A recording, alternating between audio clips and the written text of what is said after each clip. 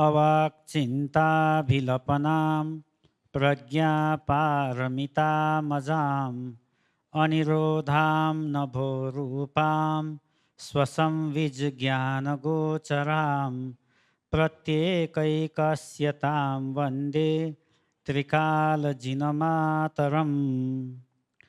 मैले यस्तो सुने एक समयमा भगवान राजगृहमा गृध्रकूट पर्वतमा ठुलो भिक्षु सङ्घका साथमा र ठुलो बोधिसत्व सङ्घका साथमा विहार गर्नुभएको थियो।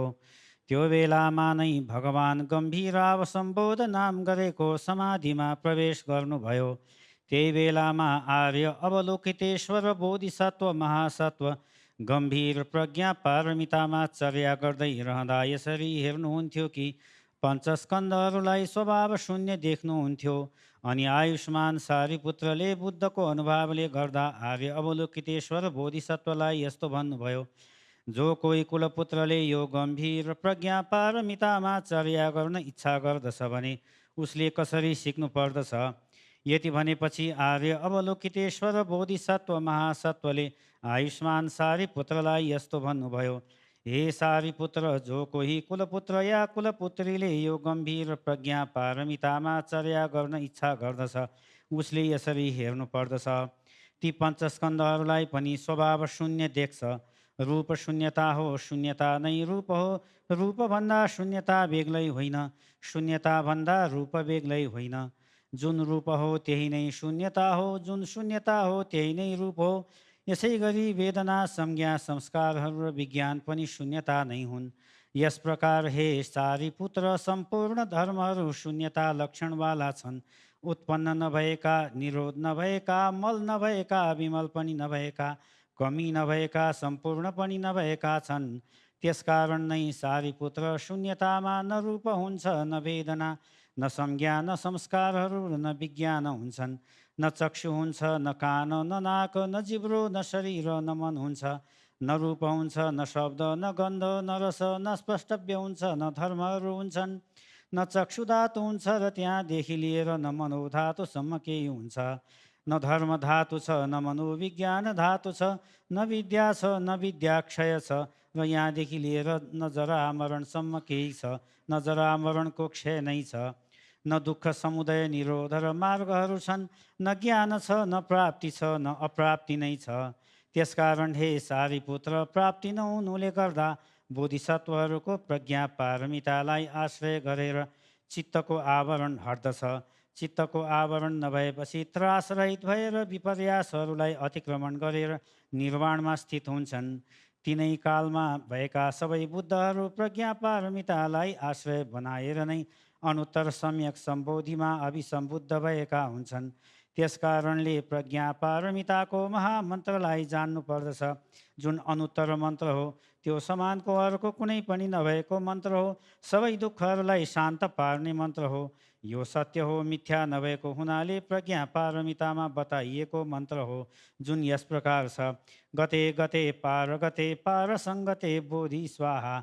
गते गते पार सङ्गते बोधि स्वाहा। गते गते पार सङ्गते बोधि स्वाहा। यसरी सारिपुत्र, गम्भीर प्रज्ञा पारमितामा चर्या गर्न बोधिसत्वले सिक्नुपर्छ। अनि त भगवान त्यस समाधिबाट जागेर आर्य अवलोकितेश्वर बोधिसत्वलाई साधुवाद दिनुभयो। साधु साधु कुलपुत्र, त्यो ठिक हो, कुलपुत्र त्यो ठिक हो। गम्भीर प्रज्ञा पारमितामा यसरी नै बोधिसत्वले सिक्नुपर्छ, जस्तो कि तिमीले निर्देश गर्यौ। तथागत अरहन्तहरूले अनुमोदन गर्नुहुन्छ।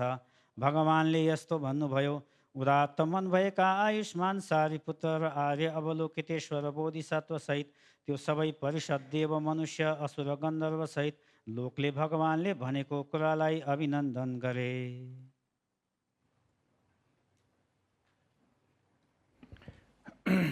So today we will conclude with me just summarizing the end of the sutra.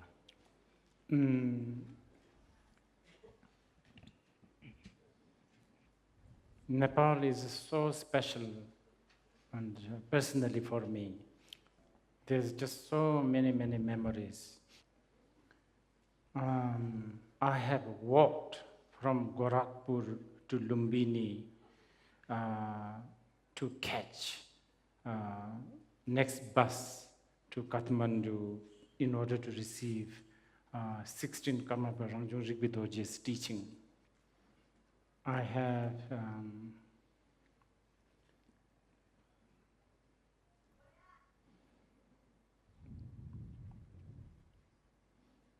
joined 16 Karmapa when he used to circumambulate Bauddhanath Stupa somewhere around 3 in the morning. This is also a place where I have received so many teachings from Tujum Rinpoche. And of course, I have to single out Jabjitimku Chense Rinpoche, who actually nurtured me physically and spiritually and emotionally.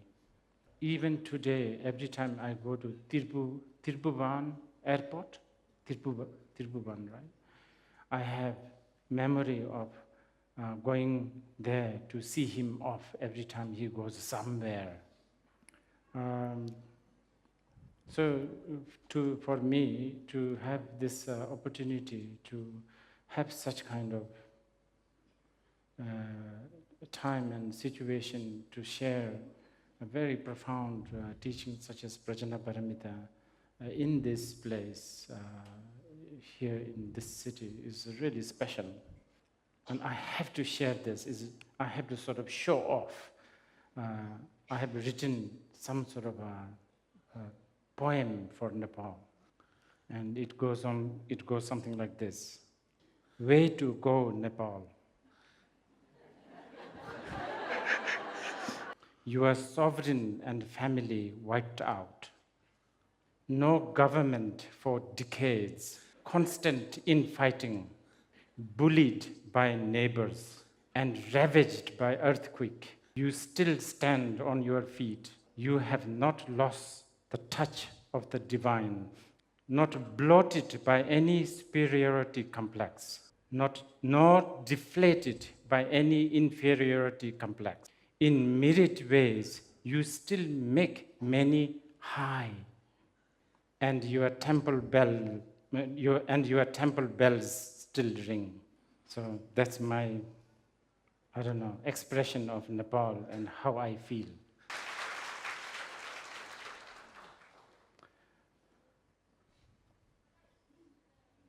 This is where Buddha was born. And one of my book mentions the Prince of India, Buddha. Many Nepalese were offended, saying that, Buddha, Siddhartha was born in Lumbini, not in India. He was not a prince of India. I'm so happy that they are annoyed. Please, do more than just being annoyed. Yes, Siddhartha was born in Lumbini, and if he is still alive, he would be holding a Nepalese passport. But that's not good enough. You have to embrace him. This is the best gift Nepal have given to the world. Nepal, and for somewhat, India has forgotten this man. Look at these Chinese. They come here for what?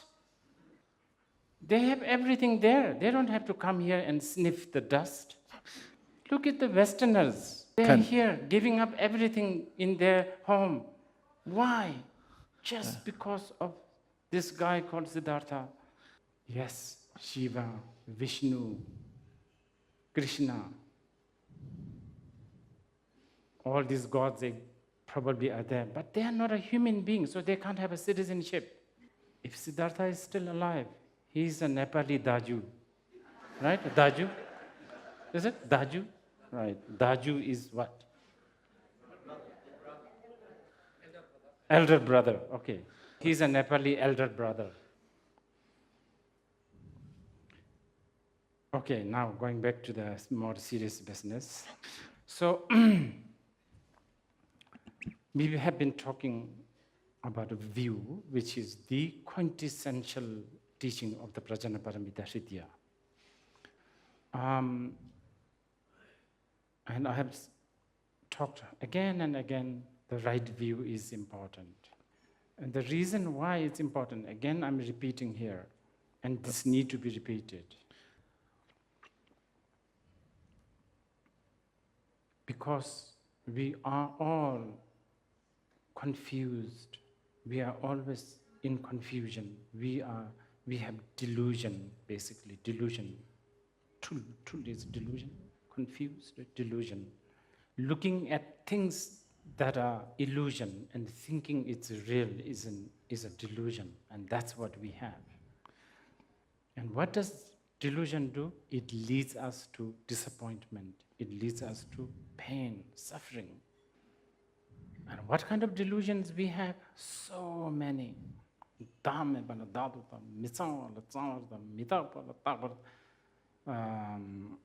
What was it? Now I'm getting, what do you call it? Dembarta. Okay. Something that is actually fundamentally pain and suffering, because of the delusion, we see as a joy or bliss. Something that has things that does not have any kind of inherently existing nature, we keep on seeing it as real and inherently existing. Things that are fundamentally filthy, such as this hand, we see it as clean.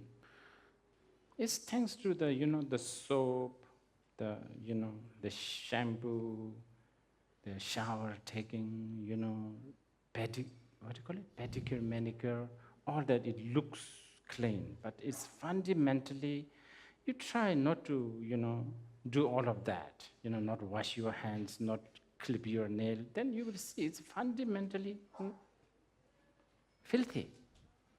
But we always end up seeing it as clean. And things that are fundamentally impermanent, fundamentally shifting, drifting, fading, decaying, we see it as permanent.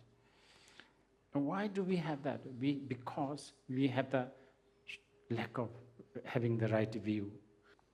And because of this kind of delusion, we go on deeper, and we go deeper and deeper into more confusion and more suffering. And not just the things that I've just mentioned. Actually, there's so many things. I think, for instance, I don't know, let's speculate. Looking at something totalitarian, we always think it's a democracy. Like something impermanent, we see it as permanent. Something that's totalitarian, dictatorial, actually we see it as a democracy. Misunderstanding, always confusion. Looking at a system, we think it's a freedom. But a system, by nature, is not a freedom. System is a system. You are already sort of closed. It's a system, but many times we could think it's a freedom. I don't know, like generating the poverty mentality or generating this mentality of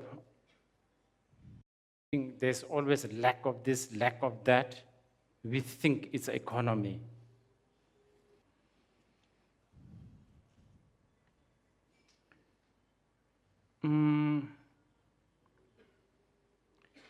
Stress such as scheduling, organization, management is misunderstood as efficiency.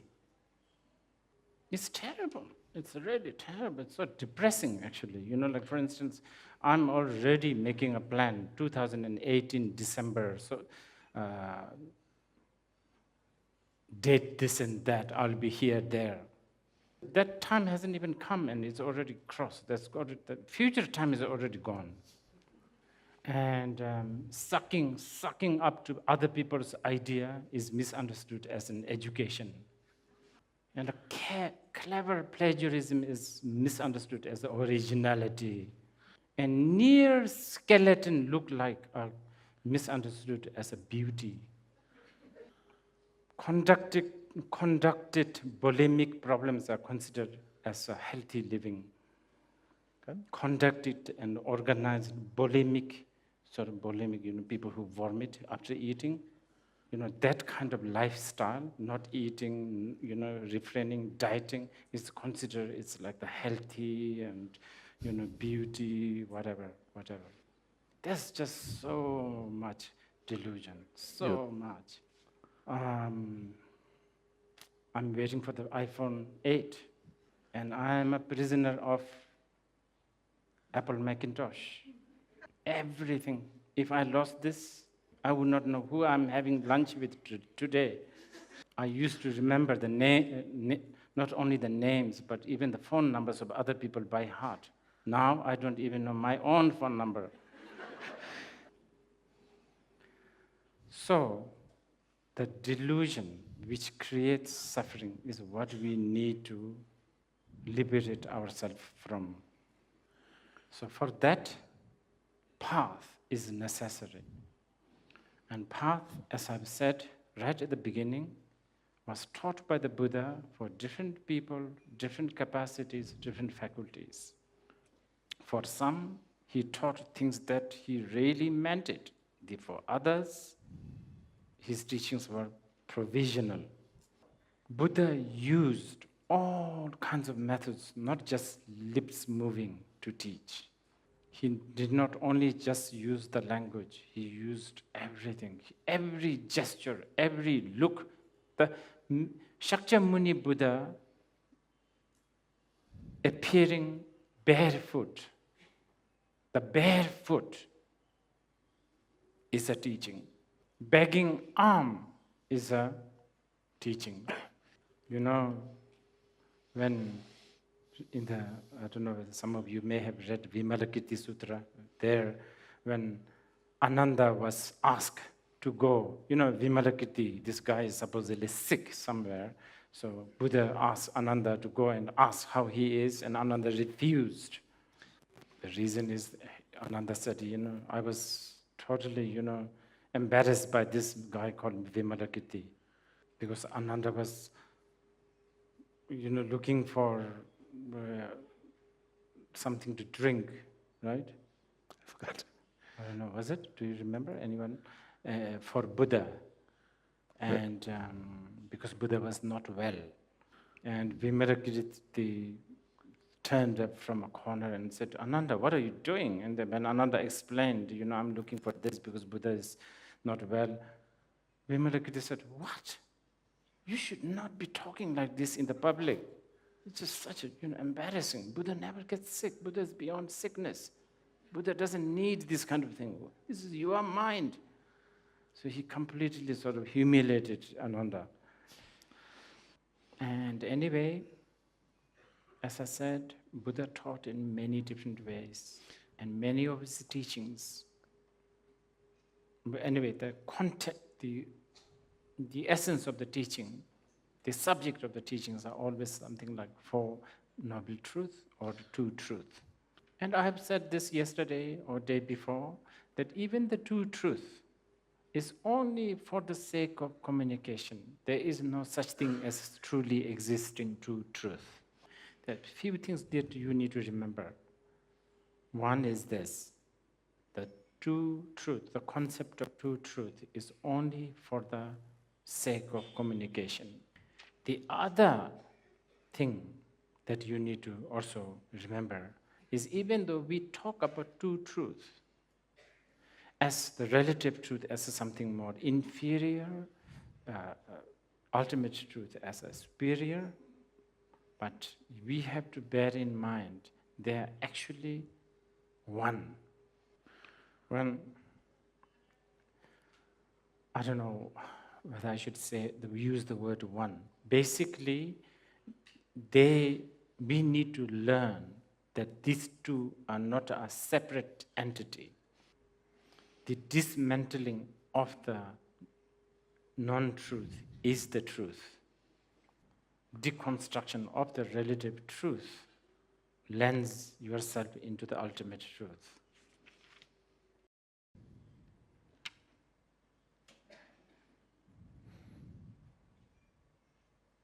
This is why,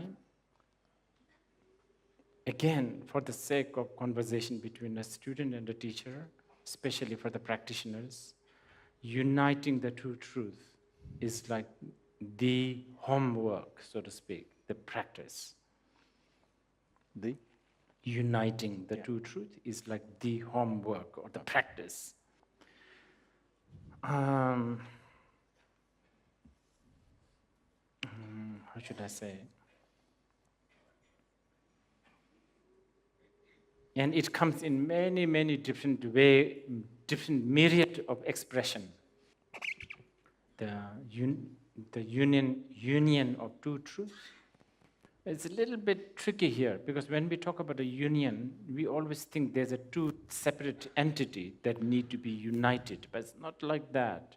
It's a bit like a light and the shadow. In a way, they're a separate thing, but on the other hand, no light is the shadow, no, vice versa. I'm trying to answer some of the questions yesterday, because it is true that as you read Heart Sutra like Mahayana Sutras, no nose, no eyes, no this, no that, no virtue, no non-virtue, no death, no end of the death, no nirvana, no samsara.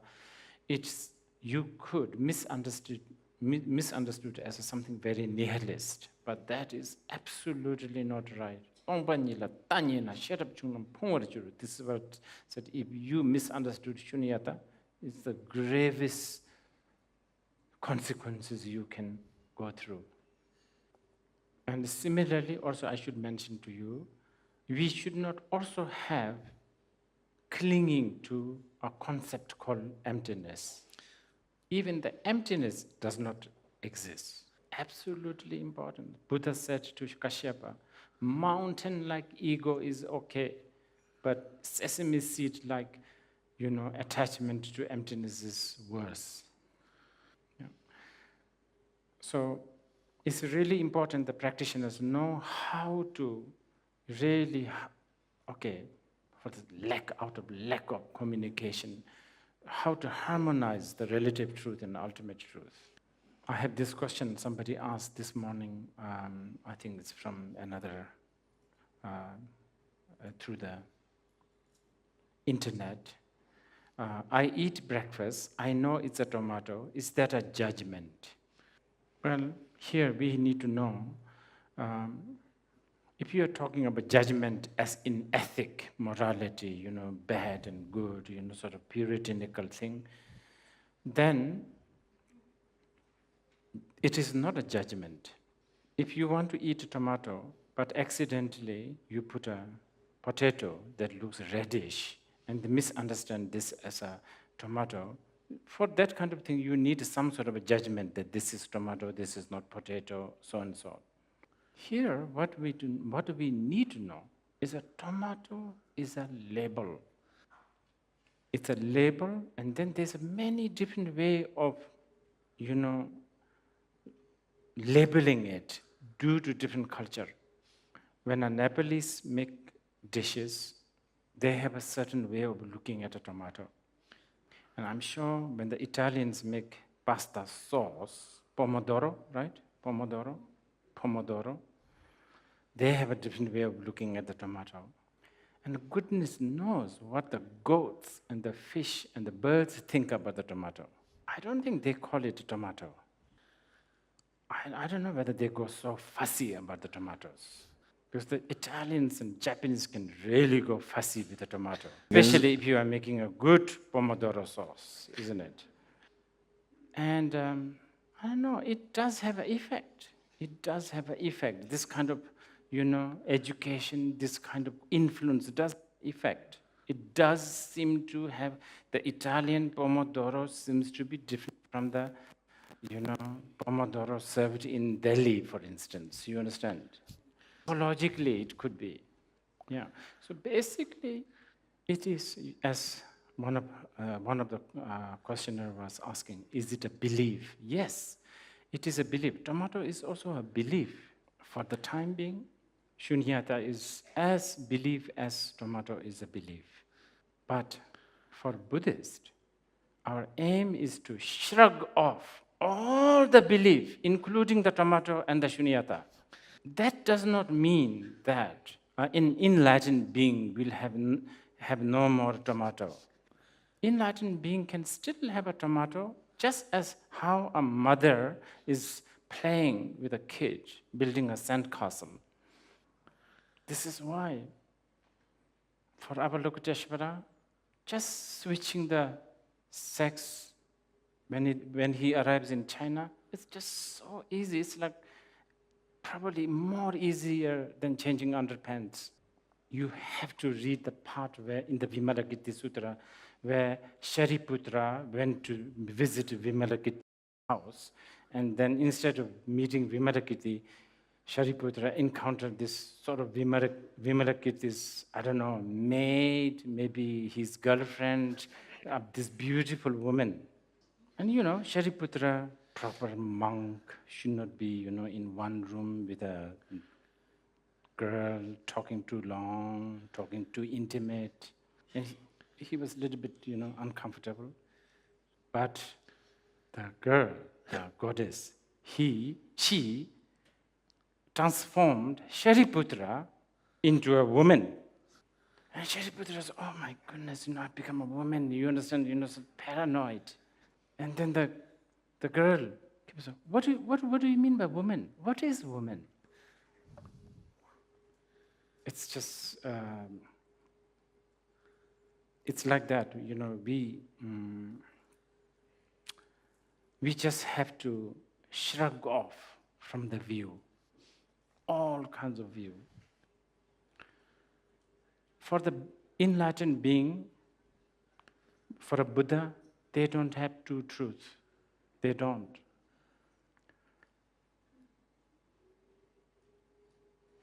The Nyingmapas have a very good term called demi tsensa sin, which means like being able to hold the original fort, so to speak, fort.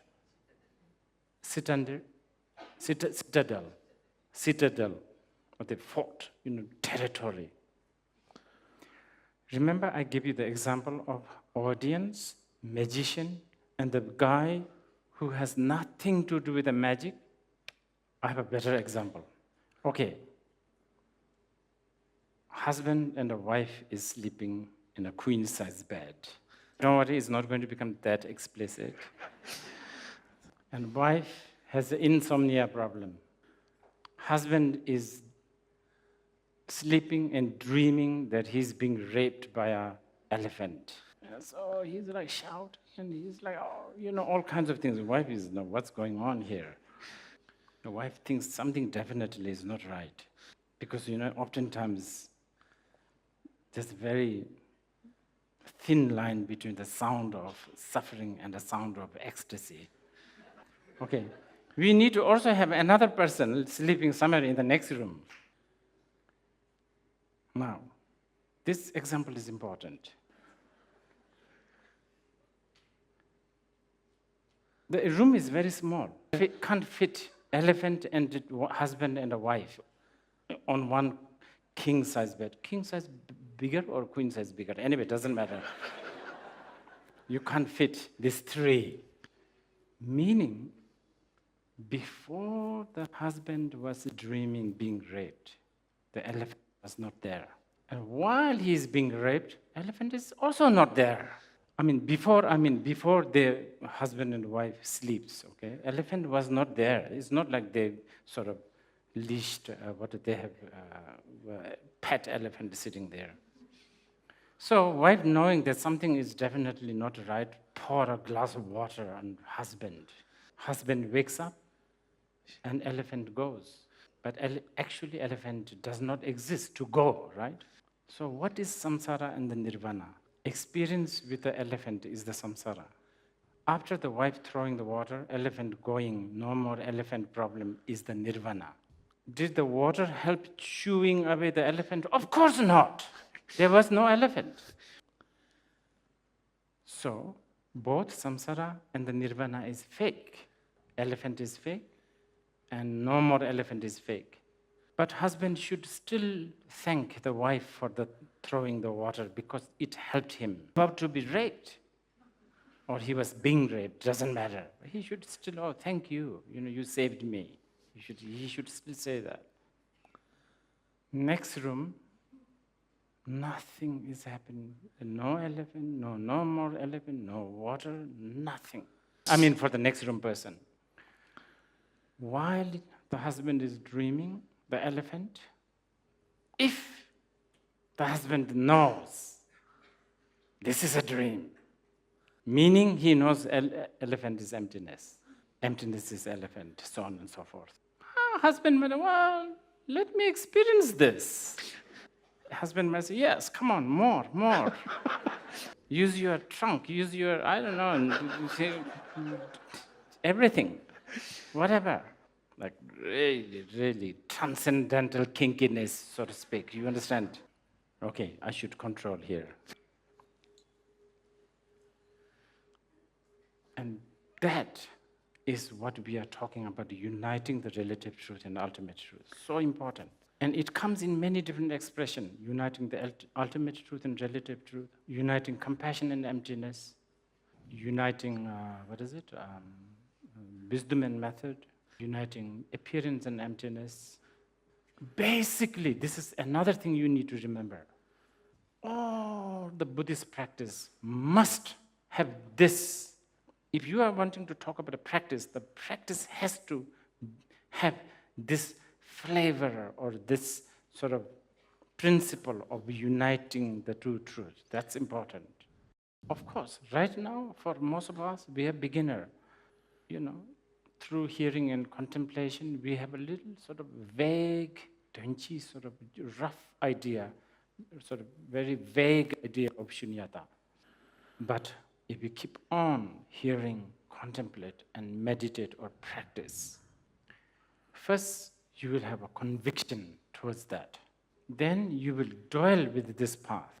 And then here again I repeat, when I say practice, it means everything, prostrations, offerings, confession, requesting the Buddhas to teach the Dharma, so on and so forth. All this is accepted, encouraged.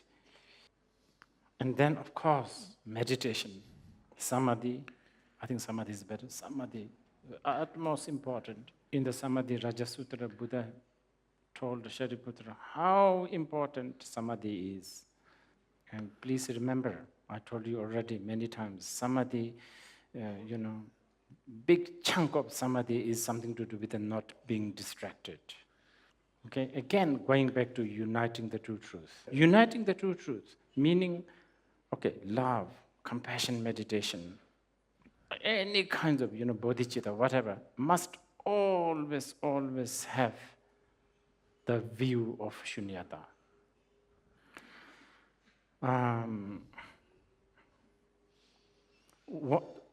Any kinds of act, even a simple act like offering a flower, if it is accompanied by the view of shunyata, then it's a paramita.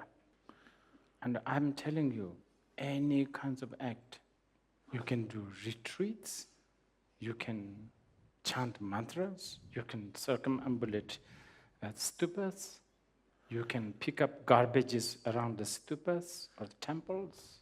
And this is important, even, like doing some sort of administration work in a monastery or some kind of a, Dharma-related work. Administration, you may not chant one mantra, you may not sit 1 minute. From morning till night, you are making a photocopying, I don't know, answering emails, whatever. But if you do it with the right motivation, and if you apply the shunyata, it has become paramita, the paramita of photocopying, I should say. But for the beginners, bringing the shunyata in when you do those things is very difficult, right? Shunyata is on an intellectual level, concept level, and making a photocopy or offering an incense is more like a very tangible level. These two cannot be joined together, so to speak. So for that, Paltru Rinpoche has given us such a compact, easy, pithy instruction. It's called Dambasummo. 3 excellent, supreme ideas, three supreme ideas. Ideals or idea. To really begin with a good motivation. The intention. Intention or motivation, which one is better? Similar? Okay, intention or motivation, whatever you do. Like whatever you do, photocopy, I don't know, boiling of water for somebody, whatever, you do it with the right motivation, in the Mahayana, to enlighten all sentient beings.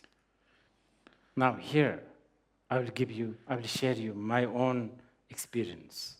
I'm forgetful and I'm very lazy. So every time I do something seemingly good, like, I don't know, giving a coin to a beggar or saying hi to somebody who is waiting 24 hours to hear me saying hi, whatever, you understand? Every time I do this, I don't remember this intention business. You understand what I mean? Every time you do something, you don't remember this. You don't think like, okay, let me say hi for the benefit of all sentient beings. Hi, it doesn't come. So I do it this way. Well, not all the time, because even that I don't remember. But when I'm in a more sober mood, in the morning, right in the morning, I said, okay, today, whatever I do, may it somehow, one way or another, benefit sentient beings. I think this is good. Yeah, I might end up annoying somebody, but with this annoyance that I've created, may it become a karmic link so that I will benefit this or that person. Okay, that's the first one.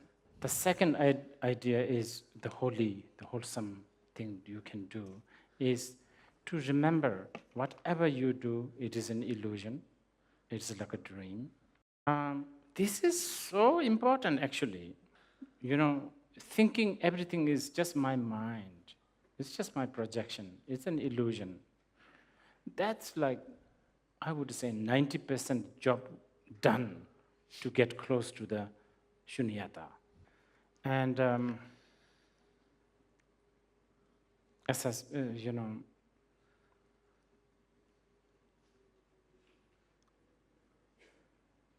but of course, our skill and the strength to think that everything is illusion at the moment is not big. For instance, like time. Intellectually, we know it's very relative. A good time with the friends and family goes like this. An hour in some prison, really slow. So intellectually, we know time is actually an illusion. But if a hungry tiger comes for us, that's not an illusion. This is something I want to say. Here there's another stupa. There's a place called Namo Buddha where a bodhisattva gave up his own body to hungry tigers. People think it's a legend because they don't understand the width and the breadth and the depth and the vastness of the shunyata. That's why they think it's a legend. I think in China, during the ghost festival or something, they burn paper money, paper,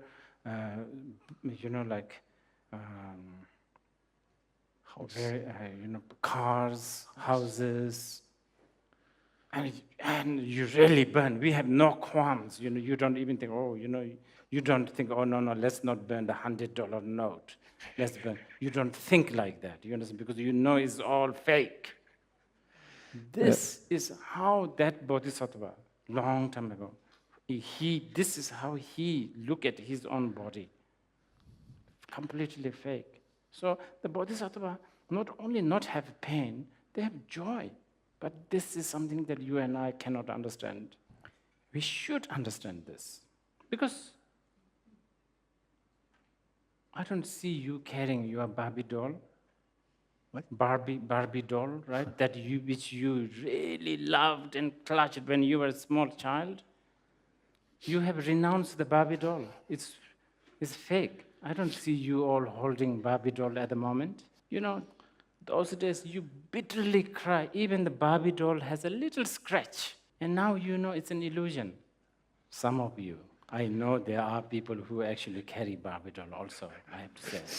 Now you have different kinds of toys, like a Ferraris, I don't know, flat in the posh areas, stuff like that. Gold earring, diamond rings, stuff like that. When you are about 97, I think some of you will realize it's an illusion. When you are 97, it will be like a tablecloths and the salt shakers that you will think it's so precious. So actually, Bodhisattva giving the tiger, it's understandable, it's not a legend. Thinking it's just a story, just a legend proves that, I was talking about open-mindedness. It proves that you are not open-minded, we are not open-minded. Towards the end of whatever you do, you should dedicate the merit. That is really important. Again, I do it towards the evening, whenever I remember. And beginning with a motivation to enlighten all sentient beings, ending with dedicating the merit to all the sentient beings. That alone is very, very connected to Shunyata. And so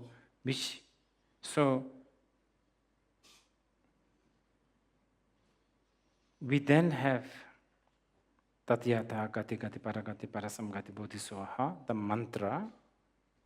Just academic, this is just a small academic information. This mantra is different from the tantric mantra a little bit. But mantra is supposedly how to say? Yeah, mantra has the connotation of protecting the mind. So when the Gate Gati Paragati Parasamgati Bodhisoha, if you chant and if you dwell on the meaning, definitely it protects your mind from distraction. And then, just very briefly, the first Gate also can be like, let's go or go to the path of accumulation. Go transcend this delusion, this ordinary delusion, transcend, go beyond this and go to the path of accumulation. The second Gate is to transcend the path of accumulation and go to the path of application. Paragate is transcend the path of application and go to the path of seeing. And then Parasamgati Bodhisoha is transcend the path of seeing and path of meditation. Basically, transcend the path. Remember, transcend the belief, shrug it off all. Just think of this. Going back to, I was telling you guys, I was watching BBC and there's this religious experts who says, all religions are violent. How can this be violent? This religion, if it is a religion, is talking about transcending the path also. To be a Buddhist is not utmost important for Buddhist. There's not even one shloka, one stanza in the whole entire Buddhist world where it says, may all become Buddhist. We pray, may all become Buddha, awakened one. Basically, Gate, Paragate, Parasamgate, Bodhisoha is saying that at the end, you shrug off Buddhism too.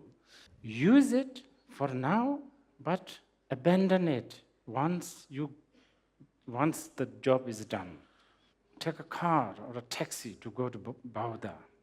Once you reach Bauda, you should not just sit in the taxi, because then the purpose is lost. Actually get out of the taxi as soon as possible. Mahamudra and Mahasandhi people, they do prayers and prayers to get out of this path as soon as possible. The others are busy praying to get out of the samsara. At that point, Shakyamuni Buddha arose. He walked, he spoke. Buddha said, good, good. He confirmed the discussion was valid. I could just picture it, like an amazing scene, the whole that, this arhats, the bodhisattvas, the mahasattvas, like these monks, those who are shaved and serene and maroon, and this bodhisattvas with a nose ring, earring, anklet, and I don't know, with their, horses, elephants, and lions parked in the car park. It's just so amazing. I could just, I don't know, like, Avalokiteshvara may have come from somewhere in India, Avalokiteshvara may have come from somewhere from India. I don't know what is his ride in India, but maybe without a ride, maybe he had a lift. And Manjushri with his blue snow line riding from China. Just smell all those Chinese, things to nibble, like the dry mushrooms and tea and stuff like that. All the paraphernalia. You can just imagine all these horses and the lions and the dragons and all this parked like beneath the vulture's peak. I think there's enough space, isn't it? Vulture's peak. And then the king of Magadha, who was the sponsor there, he was there with his, all the, bodyguards and all the stuff. And then, of course, the snobbish gods with their amazing rides. And also the asuras, who are the arch rival of the gods. They're also there listening to this. And then there's Gandharvas, who must be so annoyed when the Manjushri's attendants are nibbling with Chinese mushrooms and, nuts and tea, because the Gandharvas, they just can't handle anything chewable. Like, what's this? What are they doing here? Smelly tofu and all of that. Anyway, the session ended with a great applause from heaven, earth, Nagas, Devas, Gandharvas, everyone. And many, 100 years later, such teachings was somehow managed to travel to places like China through the Silk Route. And even from the West, King Milinda, right? Milinda of the Greece had an interest. And the King Tisong Düzen decided to spend 90% of the Tibetan national budget on translating these, sacrificing thousands of young Tibetan brightest and the best. Many of them died en route to India, bitten by mosquitoes and etc. And there are people like Wu Zetian, right? The Chinese princess Wu Zetian, who also made a big deal out of these sutras and put even her own quotations. Saying these things because this is tested, used, practiced, and proven its validity. Years after years, centuries after centuries. So today I'm not going to have any questions or anything. We will end here. This is the end of the Prajnaparamita Sutra. I cannot possibly claim that I have taught Prajnaparamita Sutra. Chandrakirti said, only someone who is on the first bhumi onwards can do that. But I hope I have created some sort of a curiosity for many people to explore this further. This is necessary. If 10 senators in Capitol Hill have some interest in this, the world will benefit. If 10 members of Jungnan Hai, have some interest in this, world will benefit. If 20 kindergarten school teachers have interested in this, we will have a brighter world in the future. In every level, ecology, politics, everything, economy, everything. Well, I don't know how much merit we will have. I'm sure we have a little bit because we at least claim that we have been, receiving and teaching Prajnaparamita. And whatever the merit we have, we shall dedicate this to, the longevity of all the bodhisattvas, known and not known, enthroned and not enthroned. May they live long. May these bodhisattvas who were visibly a bodhisattva, may they live long. May the bodhisattvas who act as a prostitute somewhere in Bangkok or somewhere, may they have a really long life, and may they be very seductive, and may they really have a good business. And here I will conclude with Dolbu Sherab Jeltsen. He's a great Jonangpa master. He has a prayer. And with this, I will conclude. He said, Dani, Jewa Tamjedu, Tembi Kurchin Kurwarsho, Tembi Kurchin Kurwar Manichang, Temba Nyamji Topai, Semtre Samyang Jungwarsho, which means, may I again and again in my future life have the ability to really carry the heavy load of the Buddha Dharma. Even though I may not be able to carry this workload of propagating the Dharma, at the least, may I have a concern that the Dharma is going to be dwindling or diminishing. May I have this samte, meaning samtel is like a concern and worry. May I become a worrywart, basically. May I become a worry man, always worried about the decline of the Bodhidharma. Okay, so this is finished. You can go home now. There has been some request to do some Ngondo Lung, which I will do after the break. But not everybody has to come. Taking you out, by the way. Also, people requested refuge and the bodhicitta vow. This is something I'll do very short. For those who don't really want to take refuge of bodhisattva vow or take any of these transmissions, but they still want to sit here out of curiosity, you are welcome, but you will not receive the transmissions, you will not receive the refuge, even though you are here. Okay, one thing I need to clarify, taking refuge, you are not taking refuge to me. That's wrong. Matchmaker, husband and, girl and a boy, matchmaker. When you matchmake, you are not marrying the matchmaker. It's a bit like this, okay? You are taking refuge to Buddha, Dharma, and the Sangha, okay? Now, those who kind of wants to take refuge, never taken refuge before, but kind of want to do it, then I should tell you this. Taking refuge to Buddha, Dharma, and the Sangha is a vow you are taking. Okay, don't panic, don't panic. We are not going, there's no big, you can still drink, you can still have sex, all of that. You understand, it's not like this. Fundamentally, you are taking refuge to a system of non-duality, non-extreme.